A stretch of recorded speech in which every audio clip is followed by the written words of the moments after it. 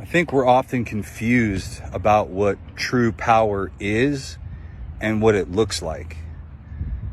I've seen true power firsthand. See, one time I was facilitating a group, and there was a gentleman in the room, and I was doing an exercise where you write 3 columns. You write what you portray to the world, what you hide from the world, and what others see. So what other people see in you. You fill out the first 2 columns, what you portray and what you hide. And then other people in that group, they're gonna fill out the 3rd column, which is what they see in you. And this gentleman, he goes up and he's writing everything he portrays, and then he writes everything he hides, and he stops at the end. And I asked him, I said, is that everything? And he looked at me, and he had this look on his face, and I knew, right? You know that look when people give you that look, right? And so I said to him, I said, okay, if you're not comfortable talking about it, just put an asterisk there.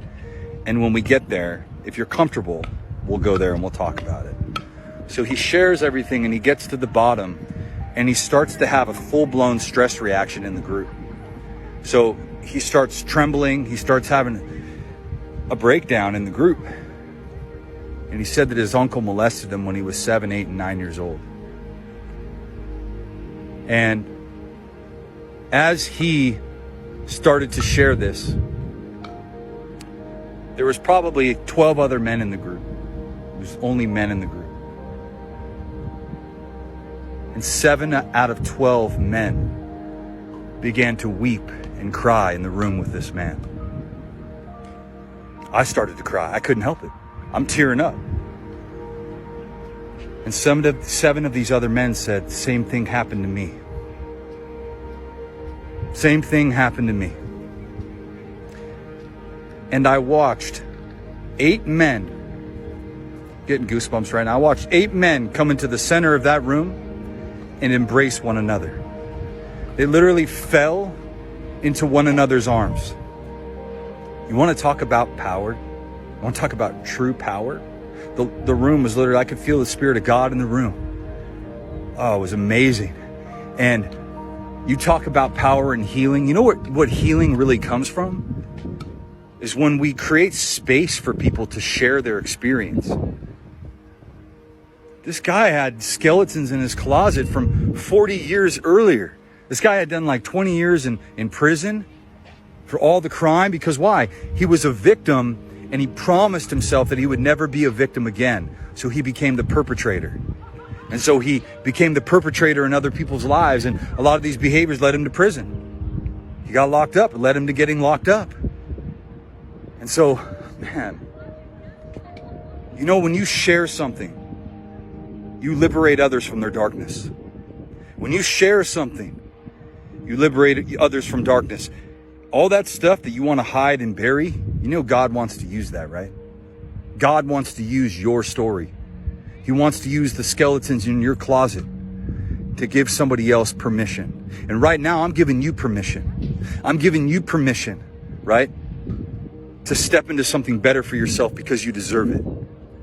Don't continue to send yourself the same broken and distorted message you've been sending yourself for years by not talking. And what's that message? I don't matter. I don't matter. Literally, when I'm not talking about the stuff that I know that I need to be talking about, I'm sending myself a message, and the message is that I don't matter. And I used to send myself this message all the time, right? Not investing in myself, continuing to push back my goals, continuing to put off the things that I know I need to do to address the wounds that are deep within me. The most responsible thing you could ever do as an adult is ask for help. And I want to let you know today that I believe in you. That Jeff and I will stand in your corner. And you don't have to be ashamed of the things that happen to you anymore. You don't have to walk in shame and guilt anymore. And I want to give you permission right now in this video to know that you're not alone. And that when you uncover these things, and that's why I like to say that this process is really like archaeology. How do archaeologists dig? They dig slow. See, they don't show up with a bulldozer and just start, digging up things. No, they survey the land. They determine where they're going to dig. They flag off an area and then they say, okay, I'm going to dig here. This thing that happened 30 years ago. How did that affect me? And then when the archaeologists start to dig, they dig slowly, so much to the extent they use little tools, little brushes that sift away dust and debris. And what do they uncover? Artifacts, antiquities, relics from the past. And then what do? They study these things. You got to uncover these things from the past and study them. And then what do they do with those things? They understand how those things relate to today. Understand how those things from your past relate to today. How do they still affect you? How do those things show up in your life without your permission? In the form of your self-talk, your self-sabotage, your relationships, your fear of abandonment, the fear of the future. And then what do? This is the best part.